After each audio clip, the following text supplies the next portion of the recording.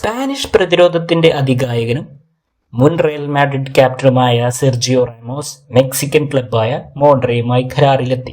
38 വയസ്സുള്ള താരം 1 വർഷത്തേക്കാണ് ഈ മെക്സിക്കൻ ക്ലബ്ബുമായി കരാറിലെത്തിയിരിക്കുന്നത്. റയൽ മാഡ്രിഡ്, PSG, സെവിയ എന്നീ ക്ലബ്ബുകളിലെ കരാറിനു ശേഷമാണ് താരം മെക്സിക്കൻ ലീഗിലേക്ക് കൂടുമാറ്റം നടത്തിയിരിക്കുന്നത്. അതോടൊപ്പം താരം ഈ ക്ലബിനായി 93-ാം നമ്പർ ജേഴ്സി അണിയും എന്നാണ് അറിയാൻ സാധിക്കുന്നത്.